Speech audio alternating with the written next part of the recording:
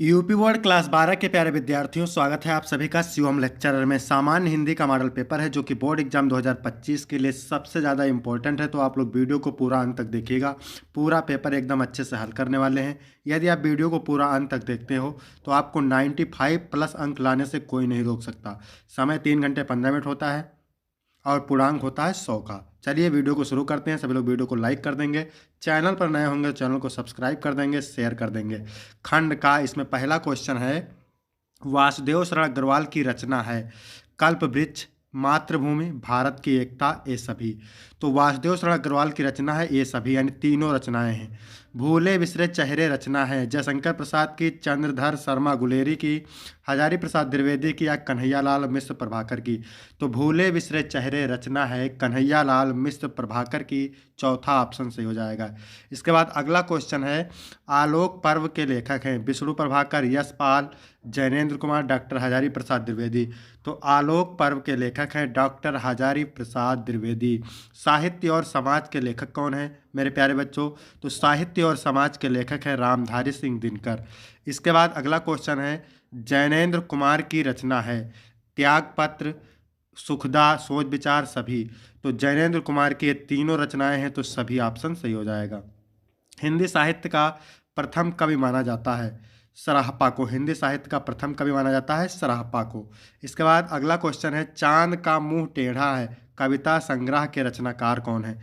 गिरजा कुमार माथुर, नागार्जुन, अज्ञेय, गजानन माधव मुक्तिबोध। तो चांद का मुंह टेढ़ा है कविता संग्रह के रचनाकार है गजानन माधव मुक्तिबोध। फिर है तार सप्तक का प्रकाशन वर्ष। तो तार सप्तक का प्रकाशन वर्ष है 1943। अगर दूसरा तार सप्तक पूछ ले तो बताना है 1951। अगर तीसरा तार सप्तक पूछ ले तो बताना है 1962। ठीक है। इसके बाद अगला क्वेश्चन है, मैथिली शरण गुप्त की रचना है सिद्धराज, पंचवटी, भारत भारती। तीनों रचनाएं हैं मैथिली शरण गुप्त की, तो डी चौथा ऑप्शन सही हो जाएगा। फिर है, जयशंकर प्रसाद की रचना नहीं है, कामायनी है, कानन कुसुम है, लहर भी है। वैदेही वनवास नहीं है, तो यही सही हो जाएगा। वैदेही वनवास अयोध्या सिंह उपाध्याय हरिओद की है। इसके बाद क्वेश्चन नंबर 3 की बात करें तो ये गद्यांश है। नीचे दिए गए गद्यांश पर आधारित निम्नलिखित प्रश्नों के उत्तर दीजिए। 10 अंक का पूछा जाता है। गद्यांश 5 क्वेश्चन रहते हैं गद्यांश के नीचे, और गद्यांश को पढ़कर उन 5 प्रश्नों का उत्तर देना रहता है। ठीक है, 2-2 अंक के होते हैं। तो किसी भी गद्यांश को करने से पहले सबसे पहले उस गद्यांश को पढ़ते हैं। भूमि का निर्माण देवों ने किया है, वह अनंत काल से है। जिस उसके भौतिक रूप, सौंदर्य और समृद्धि के प्रति सचेत होना हमारा आवश्यक कर्तव्य है। भूमि के पार्थिव स्वरूप के प्रति हम जितने अधिक जागरूक होंगे उतनी ही हमारी राष्ट्रीयता बलवती हो सकेगी। यह पृथ्वी सच्चे अर्थों में समस्त राष्ट्रीय विचारधाराओं की जननी है। जो राष्ट्रीयता पृथ्वी के साथ नहीं जुड़ी वह निर्मूल होती है। राष्ट्रीयता की जड़ें पृथ्वी में जितनी गहरी होंगी उतनी ही राष्ट्रीय भावों का अंकुर पल्लवित होगा। इसलिए पृथ्वी के भौतिक स्वरूप की अधोपांत जानकारी प्राप्त करना, उसकी सुंदरता, उपयोगिता और महिमा को पहचानना आवश्यक धर्म है। तो जहाँ पर दिख जाए भूमि शब्द, पृथ्वी शब्द, माता शब्द, जन शब्द, ठीक है, मातृभूमि शब्द, तो वहाँ समझना कि राष्ट्र का स्वरूप पाठ से लिया गया है और इसके लेखक वासुदेव शरण अग्रवाल हैं। तो पहला क्वेश्चन क्या पूछ रहा है मेरे प्यारे बच्चों? पाठ का शीर्षक और लेखक का नाम। तो प्रस्तुत गद्यांश का शीर्षक है राष्ट्र का स्वरूप और इसके लेखक वासुदेव शरण अग्रवाल हैं। फिर है दूसरा क्वेश्चन, राष्ट्रभूमि के प्रति हमारा आवश्यक कर्तव्य क्या है? तो राष्ट्रभूमि के प्रति हमारा आवश्यक कर्तव्य उसके भौतिक रूप, सौंदर्य और समृद्धि के प्रति सचेत होना है। यहाँ पर आप देख सकते हैं लिखा हुआ है। ठीक है। इसके बाद आगे देखते हैं, किस प्रकार की राष्ट्रीयता को लेखक ने निर्मूल कहा है? तो लेखक ने कहा कि जो राष्ट्रीयता पृथ्वी के साथ नहीं जुड़ी वह निर्मूल होती है। यानी जो राष्ट्रीयता पृथ्वी के साथ नहीं जुड़ी वह निर्मूल होती है। यहाँ पर देख सकते हैं आप, जो राष्ट्रीयता पृथ्वी के साथ नहीं जुड़ी वह निर्मूल होती है। इसके बाद अगला क्वेश्चन क्या है? तीसरा, किस प्रकार की, अगला क्वेश्चन है, यह पृथ्वी सच्चे अर्थों में क्या है? तो यह पृथ्वी सच्चे अर्थों में समस्त राष्ट्रीय विचारधाराओं की जननी है। उसका उत्तर सेम मिल जाएगा। फिर है, रेखांकित वाक्यांश की व्याख्या कीजिए। तो व्याख्या किसकी करना है? जहाँ पर ये रेखा खींची हुई है। तो इसको पढ़ लेते हैं पहले। जो राष्ट्रीय पृथ्वी के साथ नहीं जुड़ी वह निर्मूल होती है। राष्ट्रीयता की जड़ें पृथ्वी में जितनी गहरी होंगी उतना ही राष्ट्रीय भावों का अंकुर पल्लवित होगा। इसलिए पृथ्वी के भौतिक स्वरूप की अधोपांत जानकारी प्राप्त करना, उसकी सुंदरता, उपयोगिता और महिमा को पहचानना आवश्यक धर्म है। चलिए देखते हैं इसकी व्याख्या कैसे लिखना है। आपको हेडिंग डालना है, रेखांकित अंश की व्याख्या, फिर लिखना है लेखक कहते हैं कि राष्ट्रीयता की जड़ें पृथ्वी में जितनी अधिक गहरी होंगी उतनी ही राष्ट्रीय भाव का अंकुर पुष्पित और पल्लवित होगा। अर्थात राष्ट्रीयता का आधार जितना अधिक सशक्त होगा, राष्ट्रीय भावनाएं भी उतनी ही अधिक विकसित होंगी। अतः प्रारंभ से अंत तक पृथ्वी के भौतिक स्वरूप की जानकारी रखना तथा उसके रूप, सौंदर्य, उपयोगिता, महिमा को पहचानना प्रत्येक मनुष्य का न केवल कर्तव्य है बल्कि उसका धर्म भी है। तो ये हो गया। इसके बाद अथवा वाला भी देखते हैं, क्योंकि दो पूछता है आपको एक करना रहता है। चलिए इसको भी देखते हैं। भाषा स्वयं संस्कृत का अटूट अंग है, यानी भाषा शब्द जहाँ पर मिल जाए तो समझ लेना कि ये भाषा और आधुनिकता चैप्टर है। ठीक है, भाषा शब्द दिख जाए और भाषा की बात हो। भाषा स्वयं संस्कृत का एक अटूट अंग है। संस्कृत परंपरा से निःसृत होने पर भी परिवर्तन और गतिशील है।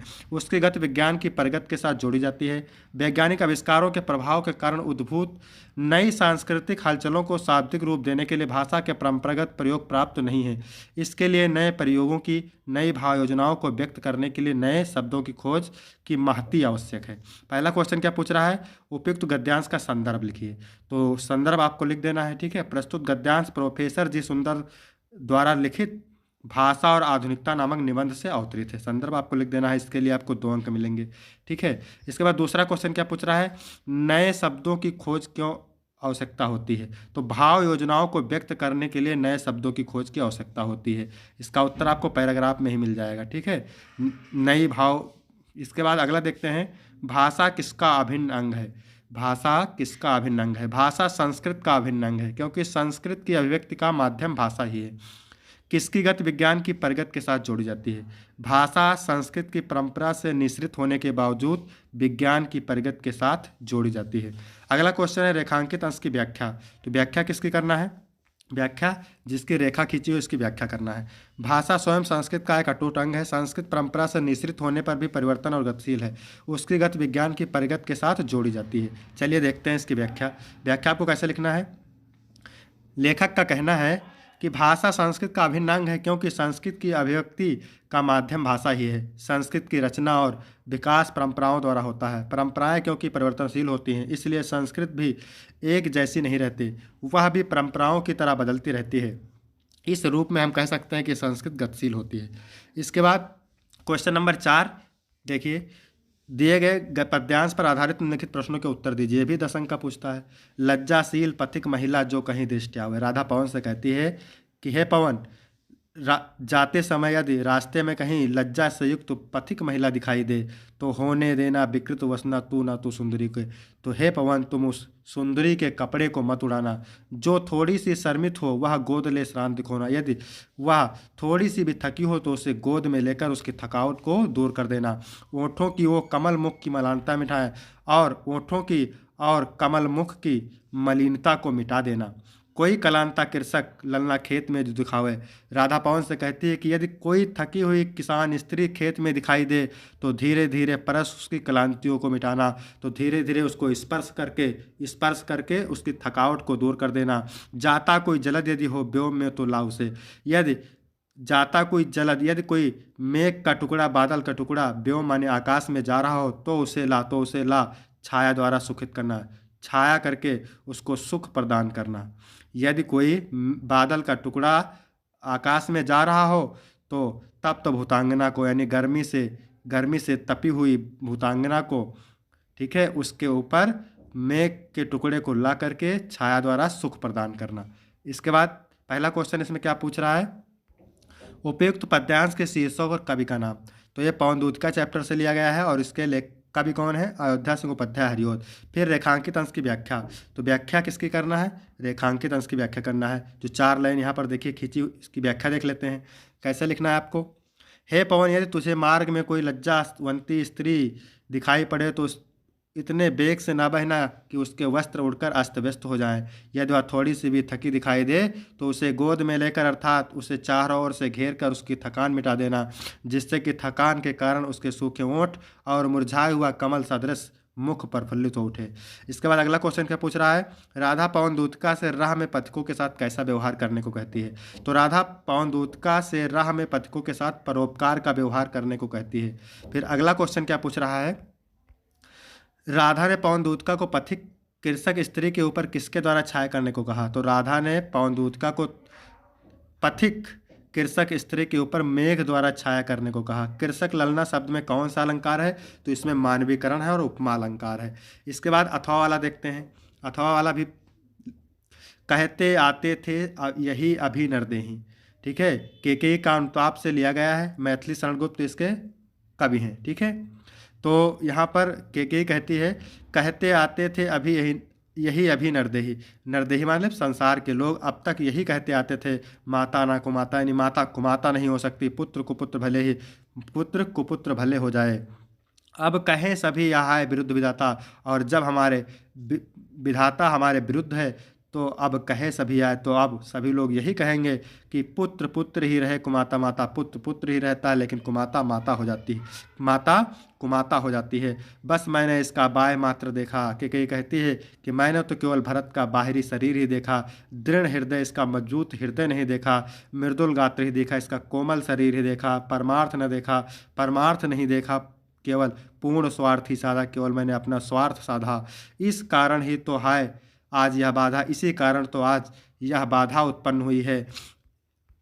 युग युग तक चलती रहे कठोर कहानी, के कहती है कि युगों युगों तक चलती रहे यह कठोर कहानी, कि रघुकुल में भी थी एक अभागिन नारी, की रघुकुल में भी एक अभागिन नारी के कई थी। इसके बाद पहला क्वेश्चन क्या पूछ रहा है? उपयुक्त पद्यांश के शीर्षक और कवि का नाम। तो शीर्षक कौन है? केकई का अनुताप, और कवि कौन है? मैथिली शरण गुप्त, आपको लिख देना है। इसके बाद दूसरा क्वेश्चन क्या है? रेखांकित अंश की व्याख्या। तो व्याख्या किसकी करना है? यहाँ पर ऊपर देख सकते हैं व्याख्या, वैसे हमने पूरी बता दिया आपको, लेकिन फिर देख लीजिए एक बार। रेखांकित अंश की व्याख्या, केकई श्री राम से कहते हैं कि आज तक मनुष्य यही कहते आते थे कि पुत्र कितना ही दुष्ट क्यों ना हो, परंतु माता उसके प्रति कभी भी दुर्भाव नहीं रखती हैं। अब तो मेरे चरित्र के कारण लोगों का इस उक्त पर से विश्वास हट जाएगा, और संसार के लोग यही कहा करेंगे कि माता दुष्टतापूर्ण व्यवहार कर सकती है, परंतु पुत्र कभी कुपुत्र नहीं हो सकता। फिर अगला क्वेश्चन है, पद्यांश के अनुसार आज तक लोग क्या कहते आए हैं? तो पद्यांश के अनुसार आज तक लोग यही कहते आए हैं कि पुत्र कुपुत्र हो सकता है पर माता कुमाता नहीं हो सकती। अगला क्वेश्चन है, किसने प्रायश्चित किया है कि मैंने पुत्र का कोमल शरीर ही देखा, उसका दृढ़ हृदय नहीं देखा? तो केकई ने प्रायश्चित किया है। इसके बाद अगला क्वेश्चन है, निम्नलिखित में से किसी एक लेखक का साहित्यिक परिचय देते हुए उनकी कृतियों का उल्लेख कीजिए। 80 शब्द में है, 5 अंक का है, ठीक है। वासुदेव शरण अग्रवाल, डॉक्टर हजारी प्रसाद द्विवेदी और प्रोफेसर जी सुंदर। अगर जीवन परिचय साहित्यिक परिचय पढ़ना है तो आप चैनल की प्लेलिस्ट में जाकर के पढ़ सकते हैं, बहुत ही अच्छे से पढ़ाया है मैंने। फिर यहाँ पर देखिए कवि का साहित्यिक परिचय एवं उनकी प्रमुख कृतियाँ, अयोध्या सिंह उपाध्याय और सुमित्रानंद पंत, जयशंकर प्रसाद। फिर है पंचलाइट अथवा बहादुर कहानी अथवा ध्रुव यात्रा तथा लाठी कहानी का उद्देश्य। और इसके बाद में खंड काव्य है। 7वां नंबर क्या है? 100 पठित खंड काव्य के आधार पर किसी एक खंड के एक प्रश्न का उत्तर दीजिए। 80 शब्द में लिखना है, 5 अंक का है। अलग अलग जिले के लिए अलग अलग खंड काव्य रहता है, तो इसको आप देखेंगे कौन से जिले के लिए कौन सा पढ़ना है, आप तैयार करेंगे। इसके बाद खंड खा में क्या क्वेश्चन है? दिए गए संस्कृत गद्यांशों में से किसी एक का संदर्भ से हिंदी में अनुवाद कीजिए, ठीक है। 7 अंक का पूछता है, 5 अंक अनुवाद के लिए और 2 अंक संदर्भ के लिए। तो धन्य अयम भारत देशा, धन्य है यह भारत देश, यत्र माने जहाँ, समुल्लिसत माने सुशोभित है, जन मानस पावनी माने लोगों के मन को पवित्र करने वाली, भव्य भाव उद्भावनी माने सुंदर भावों को उत्पन्न करने वाली, शब्द संदोह प्रसवनी और सुंदर शब्दों को जन्म देने वाली, शब्दों के समूह को जन्म देने वाली, सुर भारती माने संस्कृत भाषा सुशोभित है। यानी यह भारत देश धन्य है जहाँ लोगों के मन को पवित्र करने वाली, सुंदर भावों को उत्पन्न करने वाले, शब्दों के समूह को जन्म देने वाली संस्कृत भाषा सुशोभित है। विद्यमानेश निखिलेप, यानी विद्यमान वर्तमान, वांग्यम से माने साहित्यों में, अस्या माने इसका, वांग्यम माने साहित्य, सर्वश्रेष्ठम माने सर्वश्रेष्ठ, सुसंपन्नम माने सुसंपन्न, वर्तते माने है। यमेव भाषा संस्कृत नाम लोके प्रथिता अस्ति, यही भाषा संस्कृत के नाम से संसार में प्रसिद्ध है। अस्माकं रामायण महाभारत ऐतिहासिक ग्रंथा, अस्माकम यानी हमारा रामायण महाभारत ऐतिहासिक ग्रंथ, 4 वेदा, 4 वेद, सर्वा उपनिषद सभी उपनिषद, 8-10 पुराणानि 18 पुराण, अन्यांचा और अन्य, महाकाव्य नाटक आदि, अस्यामेव माने इसी भाषा माने भाषा में लिखतान संति माने लिखे गए हैं, ठीक है। संदर्भ कैसे लिखना है आपको, संदर्भ बता देते हैं। प्रस्तुत गद्यांश हमारी पाठ्यपुस्तक संस्कृत दिग्दर्शिका के संस्कृत भाषा महत्तम नामक पाठ से अवतरित है। इसके बाद अथवा वाला भी देखते हैं। अथवा वाला महामनस्विना मदन मोहन मालवीय से जन्म प्रयागे प्रतिष्ठित परिवार अभवत। महामना मदन मोहन मालवीय का जन्म प्रयाग के प्रतिष्ठित परिवार में हुआ था। अस्य माने इनके पिता पंडित ब्रजनाथ मालवीय। पंडित ब्रजनाथ मालवीय संस्कृत माने संस्कृत के सम्मान्य माने सम्माननीय, विद्वान माने विद्वान, आसीत माने थे। अयम माने ये, प्रयाग माने प्रयाग, यो माने ही संस्कृत पाठशाला। इन्होंने प्रयाग के ही संस्कृत पाठशाला में राजकीय विद्यालय के मेयोर सेंट्रल महाविद्यालय से शिक्षा माने शिक्षा, प्राप्त माने प्राप्त करके, अत्रयो माने यही, राजकीय विद्यालय में अध्यापनम माने पढ़ाना, आरब्धवान माने शुरू कर दिए। युवक मालवीय शौकियन माने अपने, प्रभावपूर्ण भाषण माने प्रभावपूर्ण भाषण से, जनानाम माने लोगों के, मनान से माने मोह, मन को, अमोहित माने मोह लिया। अतः माने अतः, अस्य माने ये, सुहृदा मित्रों के, अतः इनके मित्रों ने, अतः इसलिए, अस्य माने इनके, सुहृदा माने चाहने वालों ने, मित्रों ने, तब माने इन्हें, प्राविधाक पदवी माने वकील की पदवी, प्राप्त माने प्राप्त करके, देशस्य माने देश की, श्रेष्ठ रम माने श्रेष्ठ, सेवा माने सेवा, करते माने करने के लिए, प्रेरितवंता माने प्रेरित किया। संदर्भ कैसे लिखना है? प्रस्तुत गद्यांश हमारी पाठ्यपुस्तक संस्कृत निर्देशिका के महामना मालवीय नामक पाठ से अवतरित है। इसके बाद आगे देखते हैं, आगे क्या है? खा नंबर में क्या है? दिए गए श्लोकों में से किसी एक का संदर्भ सहित हिंदी में अनुवाद कीजिए। 7 अंक का होता है, 5 अंक संदर्भ के लिए, 5 अंक अनुवाद के लिए, 2 अंक संदर्भ के लिए। तो ये सुभाषित रत्नांश से लिया गया है। सुखार्थिना कुतो विद्या, यानी सुख चाहने वाले को विद्या कहाँ? कुतो विद्यार्थिना सुखम, और विद्या चाहने वाले को सुख कहाँ? सुखार्थी व तजेत विद्या, सुख चाहने वाले को विद्या छोड़ देनी चाहिए, विद्यार्थी व तजेत सुखम, और विद्या चाहने वालों को सुख छोड़ देना चाहिए। संदर्भ कैसे लिखेंगे? प्रस्तुत श्लोक हमारी पाठ्यपुस्तक संस्कृत के सुभाषित रत्नांश नामक पाठ से अवतरित है। इसके बाद अथवा वाला भी देखते हैं, तो ये भी सुभाषित रत्नांश से ही लिया गया है। जल बिंदु निपातेन क्रमशः पूर्यते घटा, यानी जल की एक एक बूंद, निपातेन माने गिरने से, क्रमशः पूर्यते घटा माने घड़ा भर जाता है। जल की एक एक बूंद गिरने से क्रमशः घड़ा भर जाता है। सा हेतु सर्व विधानाम धर्मस्य चा धर्म चा, सर्व विधानाम माने सभी विधानों में, धर्मस्य धनश्चा, धर्म और धन का, सा हेतु माने यही कारण है। ठीक है। इसके बाद क्वेश्चन नंबर 9 क्या पूछ रहा है? मुहावरा। मुहावरे में क्या है? निम्नलिखित मुहावरों लोकोक्तियों में से किसी एक का अर्थ लिखकर वाक्य में प्रयोग कीजिए। 2 अंक का होता है। 9 2 11 होना, भाग जाना, आंखों का तारा होना, प्रिय होना, पानी पानी होना, लज्जित होना, सावन हरे ना भादो सूखे, मतलब हर मौसम में एक समान रहना। फिर 10 नंबर है आपठित गद्यांश। आपठित गद्यांश कितने नंबर का है? 5 अंक का। निम्नलिखित गद्यांश पर आधारित प्रश्नों के उत्तर दीजिए। तो ये है गद्यांश। ठीक है। अभ्यास के बिना जीवन में सफलता नहीं मिलती। प्रथम बार में प्रत्येक कार्य कुछ कठिन रहता है। यदि व्यक्ति उसे कार्य को कठिन समझकर बैठ जाता है तो उसे कभी भी नहीं कर सकता। अमेरिका के राष्ट्रपति ने अभ्यास क्रम नहीं छोड़ा और एक दिन राष्ट्रपति पद प्राप्त कर लिया। यदि मैं अभ्यास छोड़ दूंगा तो सफलता हमें छोड़ देगी। निरंतर अभ्यास एक ऐसी कुंजी है जो मनुष्य के लिए सफलता के द्वार खोल देती है। अभ्यास से विद्या अमृत बन जाती है तो विद्या अभ्यास के बिना विष का रूप धारण कर लेती है। जो मनुष्य अभ्यास नहीं करता उसके पास विद्या अधिक समय तक नहीं रुकती। अब यहाँ पर देखिए क्या है? पहला क्वेश्चन, कठिन कार्य कैसे सरल हो जाता है? यानी अभ्यास से कठिन कार्य सरल हो जाता है। सफलता कैसे साथ छोड़ देती है? सफलता साथ कैसे छोड़ देती है? अभ्यास ना करने से, है ना। निरंतर अभ्यास करना किसकी कुंजी है? सफलता की कुंजी है। इसके बाद आगे देखते हैं। क्वेश्चन नंबर 11 का है, निम्नलिखित शब्द युग्मों का सही अर्थ चयन करके लिखिए। कितने अंक का है? 5, 2 अंक का। अविराम अभिराम, अविराम का मतलब होता है बिना रोक के लगातार, अभिराम का मतलब होता है सुंदर, तो दूसरा ऑप्शन सही हो जाएगा। इसके बाद बात और वात, बात का मतलब क्या होता है? वार्ता, वात का मतलब होता है वायु, हवा। फिर है निम्नलिखित शब्दों में से किसी एक शब्द के 2 अर्थ लिखिए। 2 अंक का है। जैसे वर का मतलब क्या होता है? श्रेष्ठ, उत्तम। द्विज का मतलब हाथी, दांत। राग का मतलब प्रेम होता है, अनुराग होता है। इसके बाद गा नंबर है, निम्नलिखित वाक्यांशों के लिए एक शब्द का चयन करके लिखिए। 2 अंक का होता है। जो ईश्वर में विश्वास करता है उसे क्या कहते हैं? आस्तिक। जानने की इच्छा रखने वाला जिज्ञासु होता है। इसके बाद अगला क्वेश्चन घा है, निम्नलिखित में से किन्हीं 2 वाक्यों को शुद्ध करके लिखिए। 2 अंक का होता है। 2 वाक्य को शुद्ध करना लिखना है। फिर 12 का का खा गा में क्या है? वीर अथवा श्रृंगार रस के लक्षण एवं उदाहरण 2 अंक का। उपमा अथवा श्लेष अलंकार के लक्षण एवं उदाहरण 2 अंक का। चौपाया अथवा कुंडलिया छंद के लक्षण एवं उदाहरण 2 अंक का। इसके बाद 13 नंबर प्रश्न है, अपने प्रधानाचार्य को छात्रवृत्ति के लिए एक आवेदन पत्र लिखिए। 6 अंक का है। अथवा अपने मोहल्ले की नालियों की सफाई और नगर निगम के स्वास्थ्य अधिकारी को पत्र लिखिए। 6 अंक का। फिर 14 नंबर है, कहाँ से? निबंध से, 9 अंक का। स्वच्छता अभियान जन जन का कल्याण, पर्यावरण प्रदूषण और निराकरण के उपाय, बढ़ती जनसंख्या तथा रोजगार की समस्या, भारत में आतंकवाद, मेरे प्रिय कवि। तो यहाँ तक वीडियो कंप्लीट होता है। वीडियो कैसा लगा? वीडियो अच्छा लगा तो वीडियो को लाइक करें और चैनल को सब्सक्राइब करें। फिर मिलते हैं आपको अगली वीडियो में, तब तक के लिए धन्यवाद।